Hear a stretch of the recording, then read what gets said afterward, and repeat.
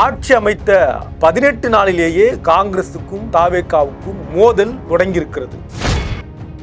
ராகுலுக்கும் திரு விஜய் அவர்களுக்கும் இடையேயான மோதல் போக்கு முற்ற தொடங்கியிருக்கிறது.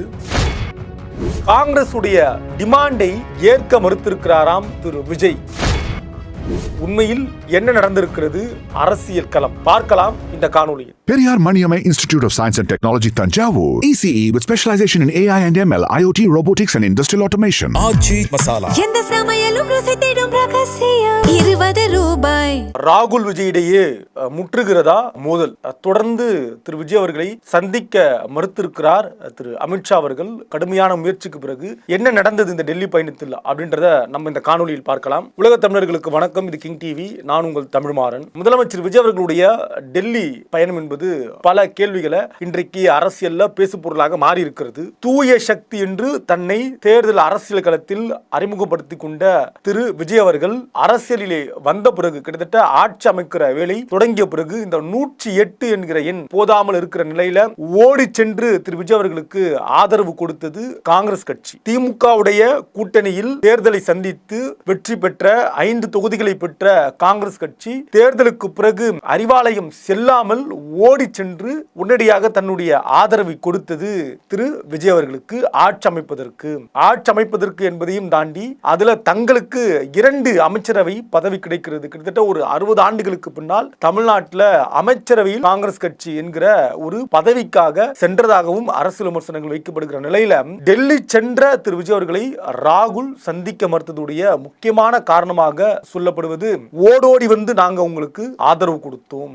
ஓடோடி வந்து ஆதரவு கொடுத்தது என்பது ஒரு நிலையான ஆட்சி வர வேண்டும், குடியரசுத் தலைவர் ஆட்சி வரக்கூடாது. திரு விஜய் அவர்களை மக்கள் ஏற்றுக்கொண்டு இருக்கிறார்கள். மக்கள் தீர்ப்பே மகேஷன் தீர்ப்பு. திரு விஜய் அவர்கள் என்ன நினைச்சிருக்காரு அப்படின்னா, அப்படியெல்லாம் நீங்க வந்து ஆதரவு கொடுக்கல, 2 அமைச்சரவையில பங்கு அப்படின்றதுனால நீங்க ஆதரவை கொடுத்திருக்கீங்க. அப்ப உங்களுக்கு என்ன தேவையோ அதை நாங்கள் கொடுத்திருக்கிறோம். அதனால் இதற்கு மேல நீங்க எதிர்பார்க்க கூடாது அப்படின்றதுல திரு விஜய் அவர்கள் தெளிவாக இருந்திருக்கிறார். ஆனால் காலங்காலமாக அரசியல் செய்த இந்த அரசியல் மரபு இருக்கு இல்லையா, என்னவாக இருந்தாலும் ஒரு தேசிய கட்சி ஒரு மாநில கட்சியுடைய உறவை வந்து நம்ம கடந்த காலங்களில் பார்த்தா மாதிரி எதிர்பார்த்திருக்கிறார். உரிய மரியாதை கிடைக்கும்னு திரு ராகுல் எதிர்பார்த்திருக்கிறார். ஆனால் பதவியேற்பு விழா மேடையில கூட இருந்த பலரும், அதாவது குறிப்பாக திரு விஜய் அவர்கள் மீது இருந்த பார்வை, கவனம், அவருக்கு கிடைத்த அந்த உபசரிப்பு, வரவேற்பு என்பது அதே மேடையில் இருந்த திரு ராகுல் அவர்களுக்கு கிடைக்கல அப்படின்றதும் பேசு பொருளாக மாறி இருந்தது. அதுவும் அவருக்கு ஒரு வலியை ஏற்படுத்தியிருக்கு. இதை தாண்டி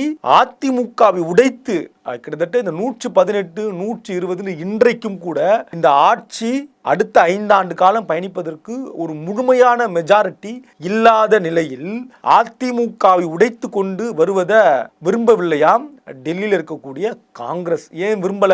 ஒருவேளை அதிமுக தரப்பிலிருந்து கூடுதலாக 10-15 எம்எல்ஏக்கள் ராஜினாமா செய்து அந்த வேலையை தொடர்ந்து செய்தால், இதுவரைக்கும் 5 பேர் என்ன ஆதரவோடு விஜய் மீது இருக்கக்கூடிய நம்பிக்கையோடு வந்தார்களோ அதே நம்பிக்கை உணர்வை இன்னும் கூடுதலாக ஒரு 10 பேர் மனசுல விதைச்சு அதன் மூலமாக ஒரு 15 பேர் வந்தால் ஆட்சியை 5 ஆண்டு காலம் தக்க வைப்பதற்கு, முழு மெஜாரிட்டியோடு இருப்பதற்கு அதிமுகவே போதுமானது. அப்ப 108 அல்ல 130 கிட்டத்தட்ட ஒரு பெரும்பான்மையோட ஆட்சி நடத்தினால் பிறகு நம்ம எந்த ஆதரவோடு, யாருடைய கூட்டணி தயவோடு நம்ம உடனே ஆட்சி அமைத்தோமோ நாம் அவர்களுக்கு நன்றியெல்லாம் செலுத்த வேண்டிய அவசியம் கிடையாது. வந்த வேலை முடிந்தது அப்படின்னு நம்ம அவங்களை தூக்கி வெளியே போட்டுடலாம் அப்படின்னு தாவேகா நினைக்கிறதோ அப்படின்றத திரு ராகுல் அவர்கள் உணர்ந்திருப்பதாக ஒரு தகவல். அப்ப அதிமுக தரப்போட மெஜாரிட்டி கிடைத்தால், எம்எல்ஏக்கு மெஜாரிட்டி கிடைத்தால் அங்க காங்கிரஸுக்கு என்ன மரியாதை இருக்கிறது அப்படின்ற கேள்வி எழும் இல்லையா? அதனாலவும் அவர் சந்திக்க மறுத்திருக்கிறார் அப்படின்ற ஒரு தகவல். குறிப்பாக திரு பிரதமர் அவர்களை சந்தித்திருக்கிறார். இந்த மேகதாது தொடர்பான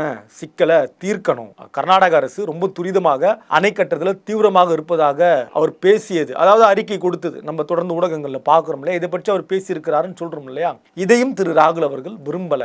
நேரடியாக நம்மிடமே வந்து பேசியிருந்தால், அங்க இருக்கிறது நம்முடைய ஆதரவு, நம்முடைய ஆட்சி நடக்கிறது, நம்மிடமே வந்து பேசியிருந்தால் நம்ம உட்கார்ந்து அந்த ரவுண்ட் டேபிள்ல ஒரு முடிவு எடுக்கலாம். 2 தரப்பும் பட்டும் படாமலையும் இந்த ஒரு 10 ஆண்டு காலம் 20 ஆண்டு காலம் எப்படி நம்ம ஒரு வண்டி ஓட்டணுமோ அதே வண்டியை ஓட்டலாம் அப்படின்னு திரு ராகுல் அவர்கள் நினைத்ததாகும். ஆனால் நேரடியாக ஒரு பிரதமரை சந்திப்பது தான் சரியாக இருக்க முடியும் அப்படின்னு திரு விஜய் அவர்கள் முடிவெடுத்து இந்த சிக்கலை அங்கு கொண்டு போனதையும் திரு ராகுல் அவர்கள் விரும்பல அப்படின்னு பார்க்கப்படுகிறது. ஒட்டுமொத்த ஒட்டுமொத்தமாக திரு ராகுல் அவர்கள் விஜய் மீது கோபமாக இருக்கிறார். அவர் என்ன நினைக்கிறாரு, இந்த மேகதாது சிக்கல்ல நம்மிடம் பேசாதது, அதை தாண்டி நடக்க இருக்கக்கூடிய இந்த உள்ளாட்சி தேர்தல் இருக்கு இல்லையா, அடுத்த நாடாளுமன்ற தேர்தல், உள்ளாட்சி தேர்தல்னு அதற்கான ஒப்பந்தங்களை இப்பொழுதே தயார்படுத்திக் கொள்ளலாம்னு ராகுல் தரப்பு தயாராக இருந்ததாகவும் ஒரு தகவல் இருக்கு. அதாவது இனி உள்ளாட்சி தேர்தல் வரப்போகிறது, இன்னும் நம்ம இதுல எத்தனை மேயர் பகுதி வாங்கலாம், என்னென்ன பொறுப்புகளை வாங்கலாம், இப்பே நம்ம சீட்டை பங்கிட்டுக் கொள்ளலாம், அதற்கும் அவர்கள் தயாராக இருந்ததாகவும் சொல்லப்படுகிறது. இப்படி இது எதற்குமே திரு விஜய் அவர்கள் பிடி கொடுக்கவில்லை. மேகதாதுவாக இருந்தாலும் சரி, அதை தாண்டி அதிமுக உடைத்து காங்கிரஸ் வெளியேற்றுகிற முயற்சியில் அவர் ஈடுபட்டிருக்கிறார் என்பதையும் அறிந்திருப்பதால் அதற்கும் பிடி கொடுக்கவில்லை.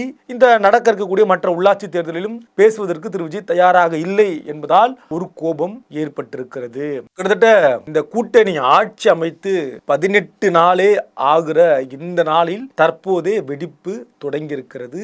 தாவேகாவுக்கும் காங்கிரசுக்கும் உள்ளபடியே திரு விஜய் அவர்கள் எல்லோருக்கும் கொடுக்கிற அல்வாவை காங்கிரசுக்கும் கொடுப்பாரா அப்படின்றத பொறுத்திருந்து பார்க்கலாம். நன்றி, வணக்கம். Periyar Maniamai Institute of Science and Technology, Tanjavur. ECE with specialization in AI and ML, IoT, robotics and industrial automation. ஆச்சி மசாலா எந்த சமையலும்